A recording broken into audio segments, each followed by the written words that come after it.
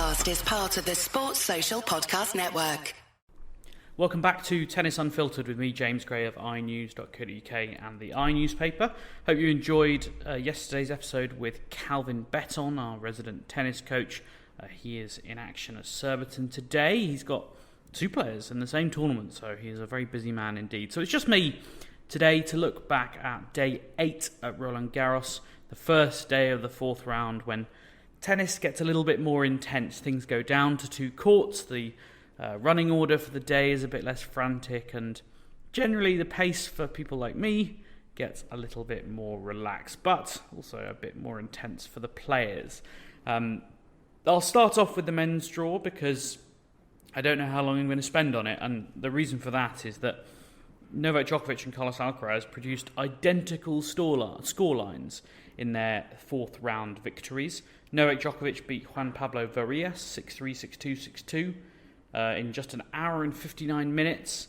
The difference for Alcaraz against Musetti was that he needed 12 minutes longer, but otherwise it was 6-3, 6-2, 6-2 once again.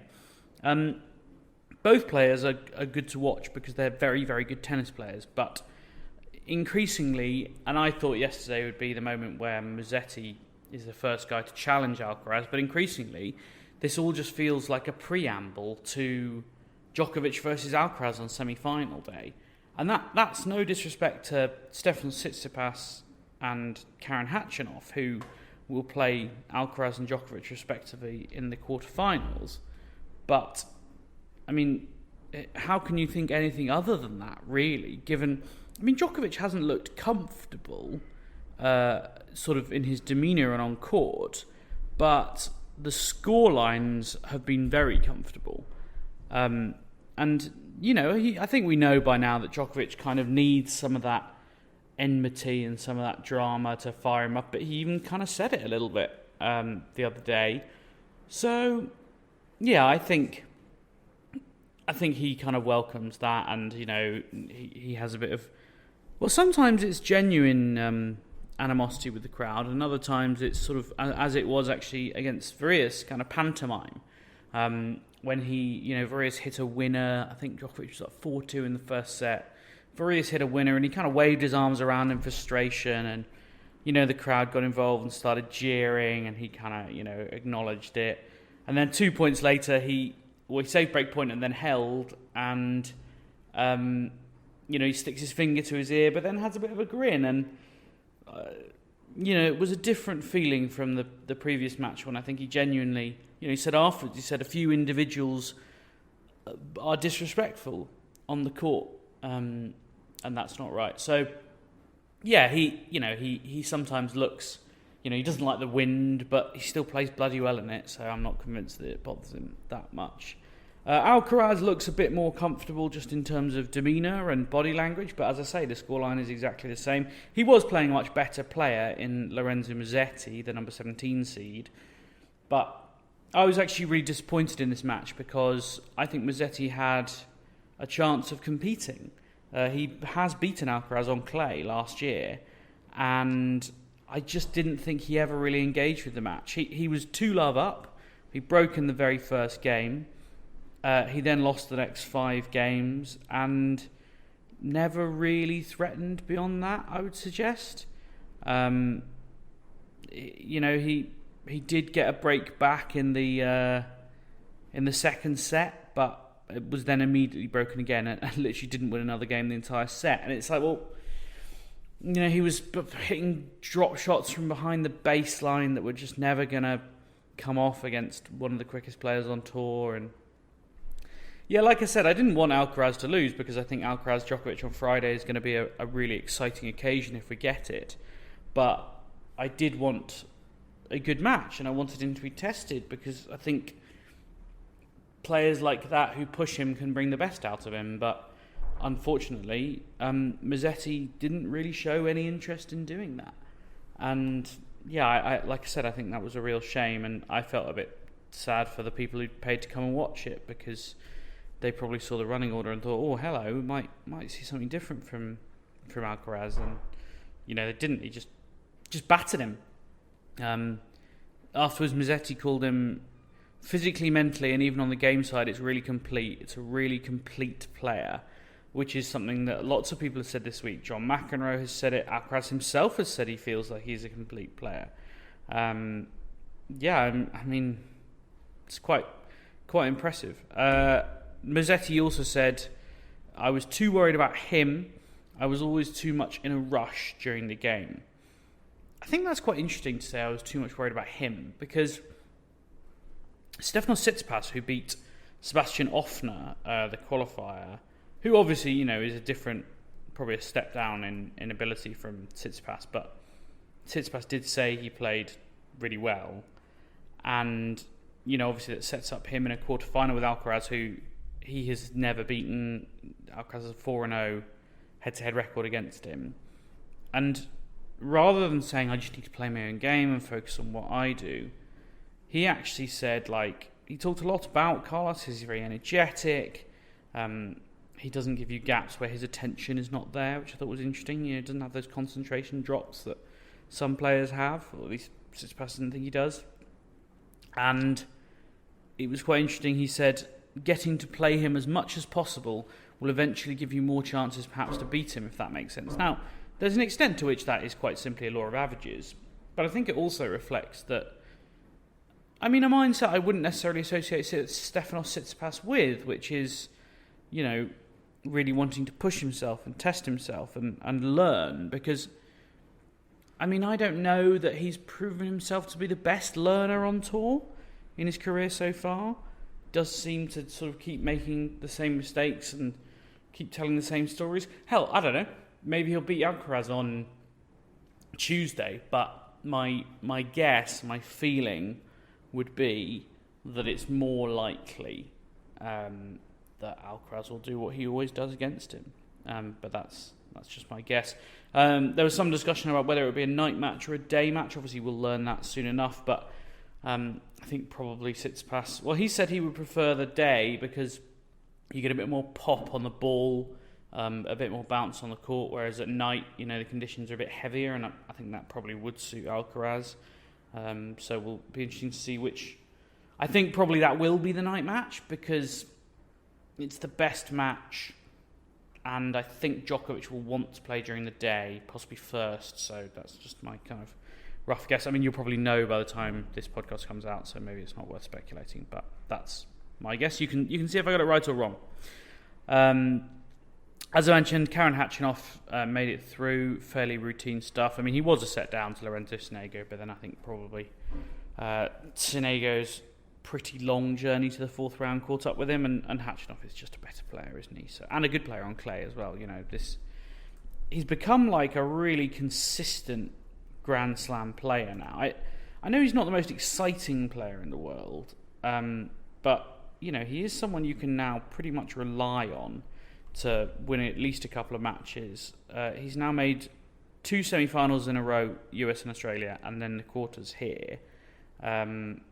It's pretty good overall. He has been the quarters here before as well, back in 2019, I think it was. Is that right? Yes, it is. Just check. Where he lost to Dominic Thiem, a very good version of Dominic Thiem, who made it to the final. So yeah, I think he'll pose a bit of a challenge to Djokovic, but I think Djokovic has won their last 7 matches, so it's hard to see that going any other way than the obvious.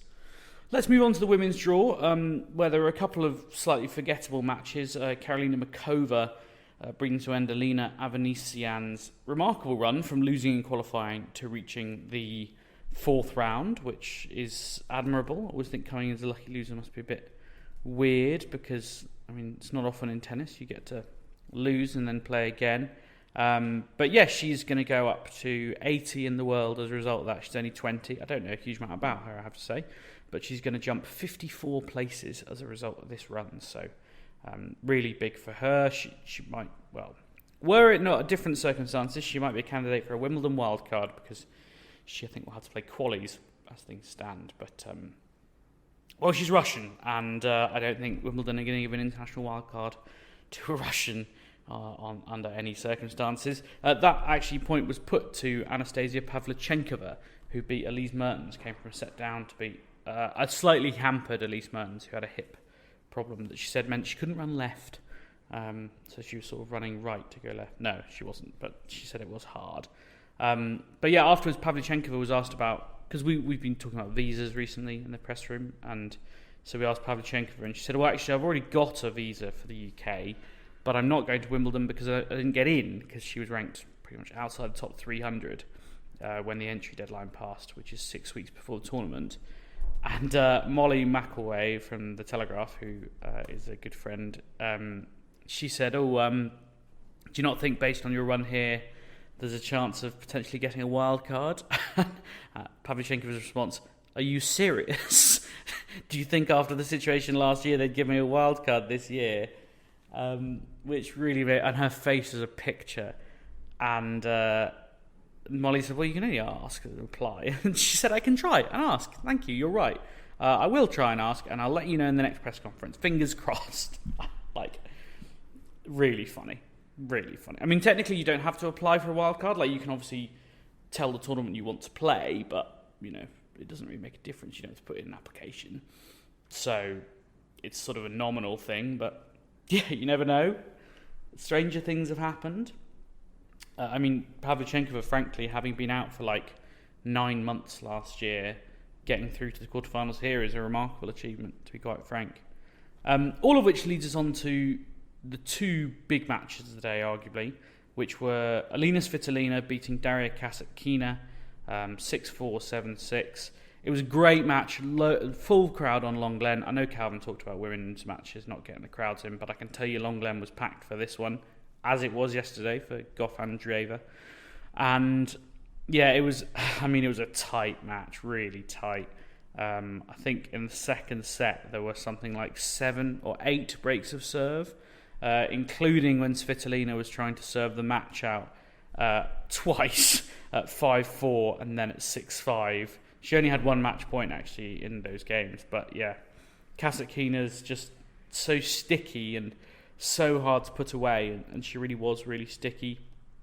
And eventually, in a really exciting tiebreak, Svitolina triumphed 7-5. And then more things happened. As you can imagine, there was no handshake. Alina Svitolina has made that very clear, that she wouldn't shake hands with a Russian or Belarusian player. But Daria Kasatkina, for people who don't know, has been about as close to outspoken on Russia as you really can be without, you know, actually putting your friends and family back in Russia at risk. And she lives in Spain now and trains there. She's come out in a same-sex relationship. She had in her box yesterday someone called Zemfira Ramazanova, who has been declared an enemy of the state by the Russian security services for speaking out against Putin. So, you know, while Daria Kasatkina is technically Russian, Svitolina said lots of nice things about her in advance as well, that she felt, you know, she was admired what she had said. They didn't shake hands. You may remember in the first round that Marta Kostyuk didn't shake hands with Aryna Sabalenka and got booed. And I think Kasatkina was trying to avoid that situation. So as soon as the match was over, she made a beeline for the umpire, you know, not going to the net, shook the umpire's hand and then looked at Svitolina and gave her a thumbs up. And I think that was reciprocated as well by Svitolina. Actually, the cameras didn't catch it and I couldn't see it. But then the French crowd booed her off, which was both unfair and frankly uninformed. Kasatkina tweeted about it this morning. She said, leaving Paris with a very bitter feeling. All this days after every match I've played in Paris, I always appreciate and thank the crowd for support and being there for the players. But yesterday I was booed for just being respectful on my opponent's position not to shake hands. Me and Alina showed respect to each other after a tough match, but leaving the court like that was the worst part of yesterday. Be better, love each other, don't spread hate. Try to make this world better. I will love Roland Garros no matter what, always and forever. See you next year.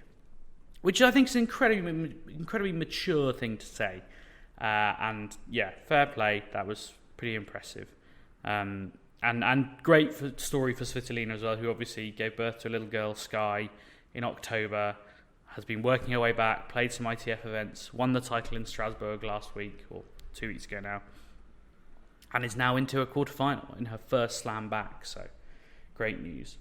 she's going to play Aryna Sabalenka, which is the biggest confrontation between a Ukrainian and either a Russian or Belarusian athlete since the war began. If someone can think of another one, then I'm happy to be corrected, but it was Rob Moore of The Sun who pointed that out to me, and I'm pretty sure he's right, as he so often is. That is going to be might be quite a fraught occasion, I think. Aryna Sabalenka last night beat Sloane Stephens in the first night match on Roland Garros, on Philippe Chatrier, I should say. I was slightly concerned it was going to be a blowout when Sabalenka took a 5-love lead in the first set, but then Stephens started fighting back, and again, another really sticky player, and she had great rally tolerance against Sabalenka. She made her hit so many balls. I think on another night she could have won it, but she just doesn't quite have the weapons, I think, which just makes it hard to win points on clay. I think, ironically, while clay can neutralise big hitters, for the biggest hitters, it's like, well, they actually are able to hit through the court rather than the other way around. So, anyway, it wasn't, the result in some ways was secondary. It was really about what happened afterwards.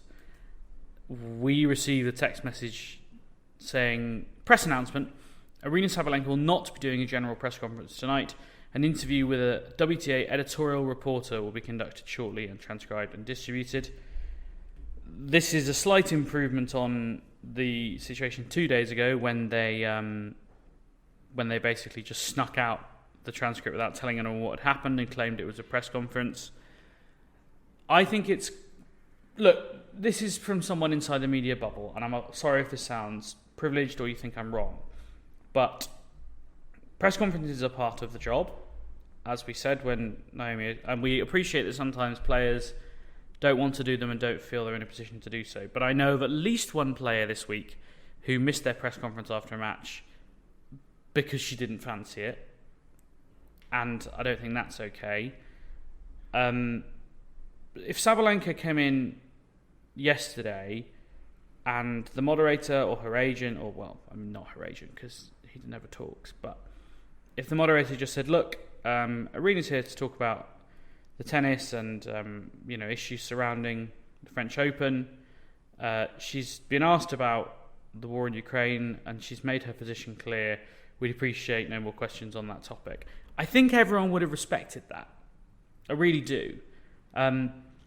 They might have said, look, you're playing Alina Svitolina in the next round, and she's made her stance very clear. How does that make you feel? But I don't think anyone would have asked her specifically about her position. As it was, she did an interview with a WTA reporter, as stated. There were no questions about the fact that Svitolina has been a very public critic of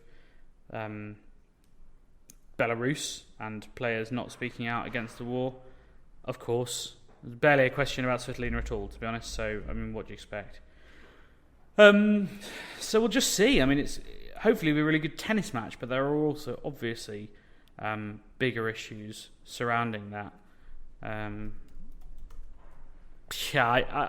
said a lot. Listen to the previous podcasts because I think I've probably said everything I need to say on it. But that's the news, and make of that what you will. That's all we've got time for today. There's obviously matches going on this afternoon. I don't think it's a great day of tennis, frankly. I just think there's a few one-sided matchups. The night match is Zverev Dimitrov, which I think will be decent. I'm going to be doing some TV tonight with Renee Stubbs on Amazon Prime Video. So I think it's in the US. So if you're in the US and you want to see my face, then I'm doing a segment on the first week of Roland Garros in the Power Hour with Renee Stubbs on Amazon Prime Video, so you can track it down there. Otherwise, just please do make sure you come back tomorrow. Sports Social Podcast Network.